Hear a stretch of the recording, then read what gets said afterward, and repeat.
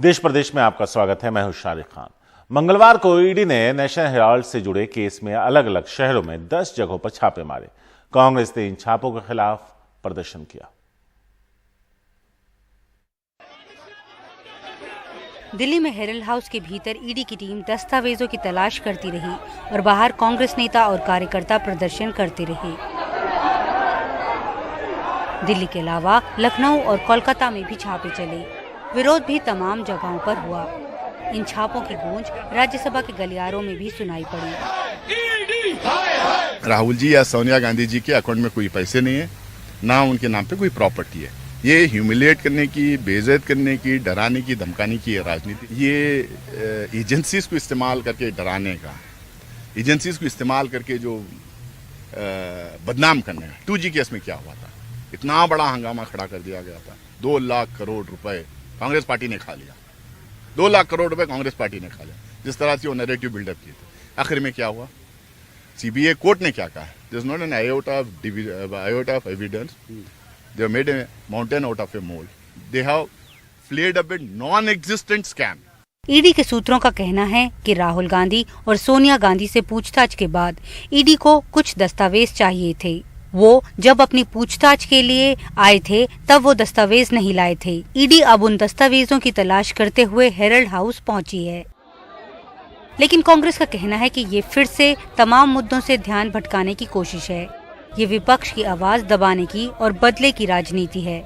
छापों के कुछ घंटे बाद मल्लिका अर्जुन खड़गे और पवन बंसल भी हेरल्ड हाउस पहुंचे। ये तो पॉलिटिकल वेंडेटा है और पर्पसली कांग्रेस पार्टी को तंग करने के लिए और कांग्रेस पार्टी की इमेज खराब करने के लिए ये सारी चीजें की जा रही है। INC जिनकी विचारधारा है आई नीड करप्शन, वो लोग ईडी के सामने तो चुप हो जाते हैं। किस प्रकार से महात्मा गांधी के सत्याग्रह का नाम लेते हुए सड़कों पर हत्याग्रह मचाते हैं, किस प्रकार से स्कैमाग्रह मचाते हैं, ये हमने देखा है। नेशनल हेराल्ड मामले में सोनिया राहुल से कई दौर की पूछताछ हो चुकी है और अब ये छापे बता रहे हैं कि सरकार इस मामले को आसानी से छोड़ने वाली नहीं है। जिस तरह इस मामले में पिछले कुछ महीनों में जांच में तेजी आई है, उससे ये साफ हो चला है कि आने वाले कुछ समय में ईडी सूत्रों की अगर हम माने तो सितंबर-अक्टूबर तक इस मामले में ईडी जो है वो आरोप पत्र कोर्ट में भी दायर कर देगी। नई दिल्ली से कैमरा पर्सन जेवियर थॉमस के साथ नीता शर्मा, NDTV इंडिया के लिए। लगातार 11 दिन हंगामे के बाद मंगलवार को राज्यसभा में महंगाई पर चर्चा हुई। 6 घंटे तक चली चर्चा में विपक्ष ने महंगाई के लिए सरकारी नीतियों को जिम्मेदार बताया। वित्त मंत्री ने जवाब देते हुए कहा कि उनकी कोशिशों से महंगाई नियंत्रण में है। पेट्रोल, डीजल, LPG और दूसरी आम जरूरत की चीजों की बढ़ी हुई कीमतों और अनब्रांडेड और पैक्ड खाने पीने के सामान पर 5% GST लगाने के मुद्दे पर राज्यसभा में तीखी बहस हुई। महंगाई के मसले पर विपक्षी सांसदों के आरोपों का जवाब देते हुए वित्त मंत्री ने माना कि महंगाई एक समस्या है, लेकिन दावा किया कि सरकार की नीतियों और कोशिशों की वजह से महंगाई काबू में है। And we are at 7 with some effort. Or it can be slightly more than 7, but we have made sure that the Reserve Bank and the government put together are taking enough steps to make sure that it is kept at 7 or below, ideally below 6, the band. So nobody is denying. Rajya Sabha में महंगाई पर बहस के दौरान विपक्षी सांसदों ने वित्त मंत्री निर्मला सीतारमण से कई तीखे सवाल पूछे। वित्त मंत्री ने जब पश्चिम बंगाल में पनीर पर 5% GST लगाने का जिक्र किया तो नाराज तृणमूल कांग्रेस के सांसदों ने पहले पॉइंट ऑफ ऑर्डर रेज किया और अनुमति नहीं मिलने पर सदन से वॉकआउट कर गए। We are a classroom sitting here with students. On this we walk out. You don't want to give us a chance to even express ourselves. No, sir. वित्त मंत्री जवाब देने के टाइम रिप्लाई में बेवजह वेस्ट बंगाल की रेफरेंस ली, बोले हैं कि पनीर में 5% GST लगाएं आप। और बेवजह चेयर ने बताया कि नहीं, मिनिस्टर का रिप्लाई खत्म होने बाद उसका पॉइंट ऑफ ऑर्डर मिलेगा। इसीलिए on protest we walked out. बहस के दौरान विपक्षी सांसदों ने आरोप लगाया कि एलपीजी पर सब्सिडी 2019-2020 में 24,000 करोड़ से घटाकर 2021-2022 में सिर्फ 240 करोड़ कर दी गई है। इससे गरीब परिवारों पर महंगाई का बोझ बढ़ गया है। देखिए, मैंने ये कहा है कि जो आंकड़े दिए जा रहे हैं सरकारी पक्ष के तरफ से, इन आंकड़ों ने हमेशा देश की जनता को गुमराह किया, चाहे ये सरकार रही हो चाहे कोई सरकार रही, क्योंकि आंकड़े जो दिखाते हैं जैसा जमीन पर वैसा होता ही नहीं।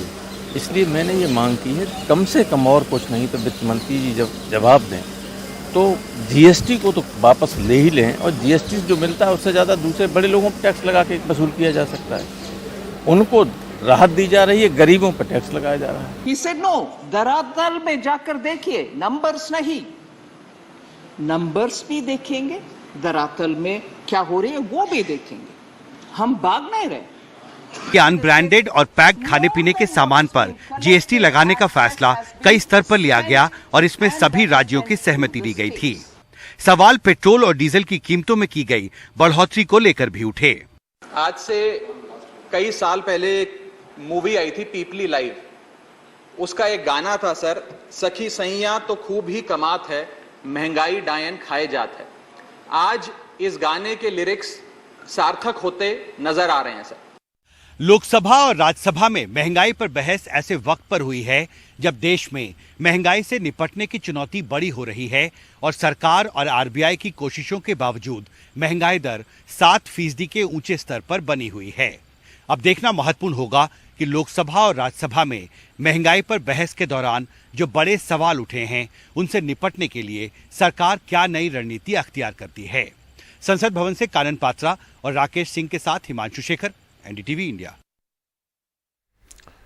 63 दिनों से पैदल चलकर नागपुर से दिल्ली आ रहे एसएससी जीडी के सैकड़ों अभ्यर्थियों को हरियाणा पुलिस ने पलवल में हिरासत में लेकर अलग अलग जिलों में ले जाकर छोड़ दिया ताकि ये दिल्ली ना पहुंच सके।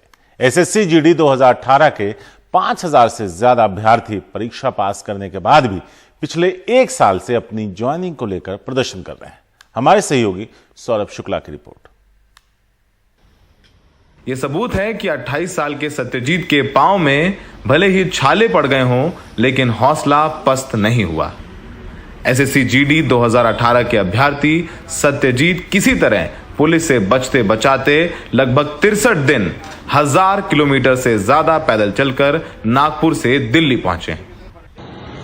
लेकिन इनके सैकड़ों साथियों को जो पैदल दिल्ली पहुंचने की कोशिश कर रहे थे, उन्हें हरियाणा पुलिस ने पलवल में हिरासत में लिया और सरकारी बसों में बैठाकर इन्हें अलग अलग जिलों में छोड़ दिया ताकि ये दिल्ली ना पहुंच पाए।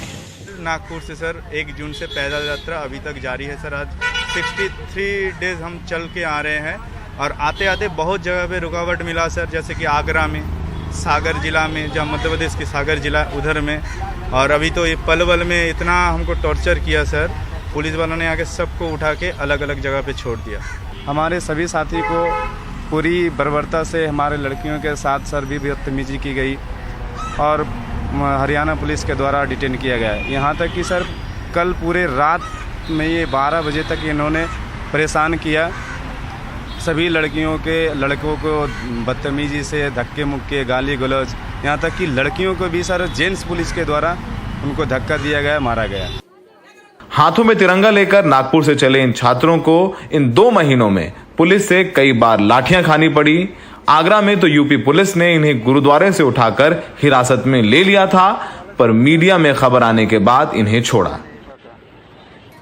मथुरा पहुंचे तो पुलिस के दरोगा ने इन्हें हाईवे पर रोककर जमकर धमकियां दी। हमारे यहाँ चलता होगा, ये उत्तर प्रदेश है, आज पूरा देश ये उत्तर प्रदेश है। 80 सीट है यहाँ पर। यही राम जन्मभूमि है, कृष्ण जन्मभूमि है। यहाँ की पुलिस भी अलग है, यहाँ का माहौल भी अलग है। यहाँ ये कुछ नहीं होता, यहाँ तो कानून के हिसाब से हमारे यहाँ की पुलिस तो हमारे यहाँ होम गार्ड। धमकी खाकर भूखे पेट किसी तरह रास्ते में पड़ने वाले गुरुद्वारों में लंगर खाकर सिर्फ इस आस में ये छात्र दिल्ली पहुंचने की कोशिश करते रहे कि कहीं से गृह मंत्री अमित शाह इनसे मिलकर इनकी ज्वाइनिंग करा दें। आपको बताते हैं कि पूरा मामला क्या है। एसएससी जीडी 2018 में भर्ती में पास हुए अभ्यर्थियों की अब तक नियुक्ति नहीं हुई है। शुरुआत में पदों की संख्या 54,000 थी, बाद में इन सीटों को बढ़ाकर 60,210 किया गया। 21 जुलाई 2020 को एसएससी ने फाइनल कट ऑफ में बदलाव कर 55,912 अभ्यर्थियों को नियुक्ति दी। तय सीटों में से 4,298 सीटें घटा दी।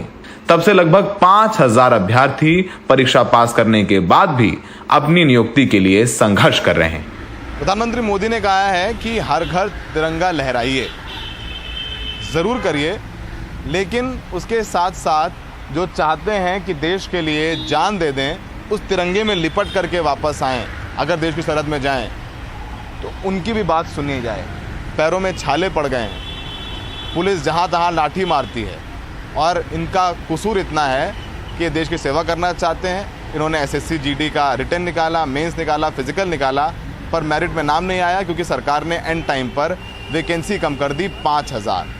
जवाबदेही किसी की नहीं है और भुगतना इनको पड़ रहा है जो सपना संजोए बैठे हुए हैं कि वो कल को देश की वर्दी पहनेंगे और देश के लिए अपनी जान निछावर कर देंगे। सहयोगी प्रेम सिंह के साथ दिल्ली से सौरभ शुक्ला, एनडीटीवी इंडिया।